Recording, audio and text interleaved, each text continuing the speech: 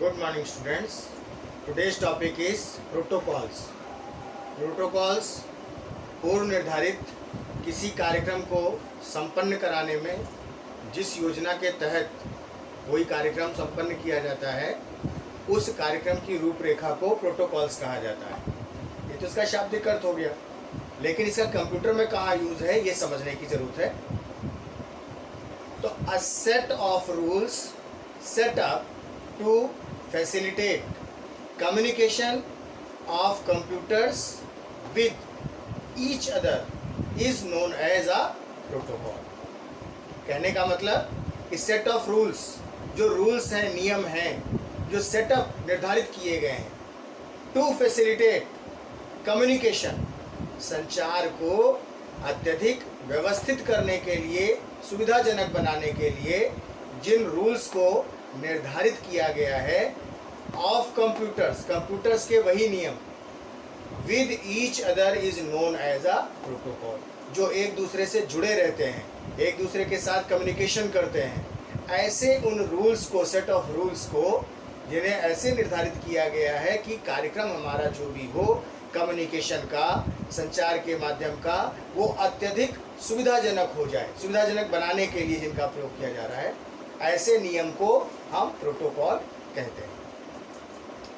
हम सब लोगों ने प्रायः देखा है कि जब हम लोग कभी किसी वेब पर किसी चीज़ को सर्च करते हैं तो उस पर ऊपर ज़्यादातर HTTP स्मॉल लेटर्स में लिखा हुआ आता है। सब लोगों ने देखा होगा।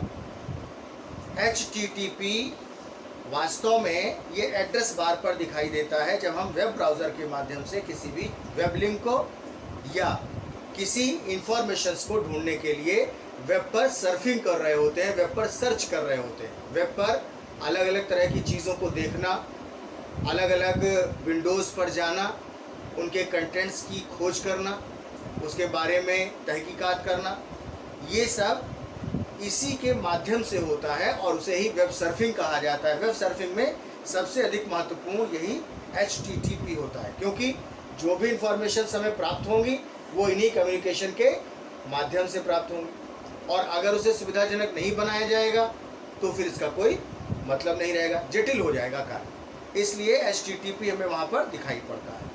और HTTP को हम पूरे नाम के साथ जानते हैं, hyper text transfer protocol. HTTP ये स्मॉल लेटर में लिखा रहता है, वेब ब्राउज़र पर ज़्यादातर देखने में आता है एड्रेस बार पर। तो हाइपर टेक्स्ट ट्रांसफ़र प्रोटोकॉल ये प्रयोग होता है, is used for the transfer of HTML। HTML हम लोग जानते हैं, हाइपर टेक्स्ट मार्कअप लैंग्वेज, जिसके माध्यम से वेब पेज पर सारी इंफॉर्मेशंस लिखी जाती हैं। तो HTML pages in between a web server and a web browser. अभी आपको बताया गया वेब ब्राउज़र और वेब सर्वर के बीच में कम्युनिकेशन के लिए जो वेब पेजेस शो होंगे वो HTML के पेजेस होंगे, और यही हमें इस एड्रेस के माध्यम से, HTTP के माध्यम से प्राप्त होते हैं, क्योंकि ये ट्रांसफ़र का प्रोटोकॉल है। ये हमारे जो भी संचार के माध्यम हैं उनमें से हमें सूचनाएं किस प्रकार प्राप्त होंगी, क्या उसे कम्युनिकेशंस के रूल्स हैं, उसके आधार पर ही सूचनाएं हमें प्राप्त हो पाएंगी। इसके बाद आता है TCP और IP। TCP transmission control protocol, इसका भी ऐसा ही उद्देश्य रहता है, और ये इंटरनेट प्रोटोकॉल के साथ मिलकर के हमारे नेट पर, इंटरनेट पर जो भी सूचनाएं उपलब्ध होती हैं, जो डाटा उपलब्ध होता है, उसको एक्सचेंज करने का काम करता है। इससे तो खोज हो जाती है, मालूम पड़ जाता है कि क्या रूल्स हैं, किस तरह से इसको हम डाटा ट्रांसफ़र कर सकते हैं।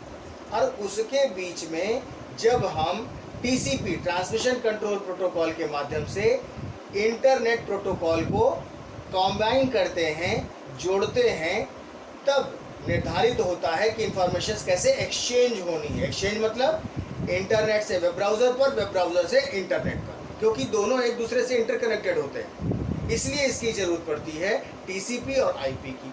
तो इस प्रकार से ये दोनों ही चीज़ें प्रोटोकॉल्स के माध्यम से अत्यंत महत्वपूर्ण होती हैं, आवश्यक होती हैं। क्यों? इसलिए कि जो डाटा एक्सचेंज किया जाता है वो बंडल्स के फॉर्म में होता है, ओपन नहीं रहता है, पैकेट्स के रूप में रहता है। और ये पैकेट्स नॉलेज से भरपूर रहते हैं।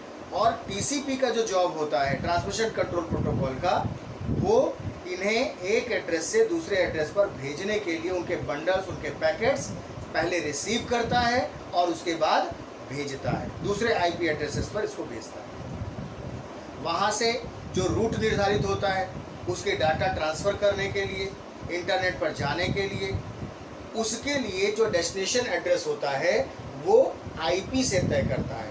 और इस प्रकार से जो ट्रांसमिशन कंट्रोल प्रोटोकॉल है वो आईपी के साथ जुड़कर डाटा को एक्सचेंज करने में मदद करता है। तो इस प्रकार से प्रोटोकॉल्स अत्यंत महत्वपूर्ण होते हैं और इन्हीं के माध्यम से जितनी भी वेब ब्राउज़र पर वेब इंफॉर्मेशंस आती हैं वो इसी के माध्यम से सरल और सुविधाजनक बनाई जाती है। Thank you.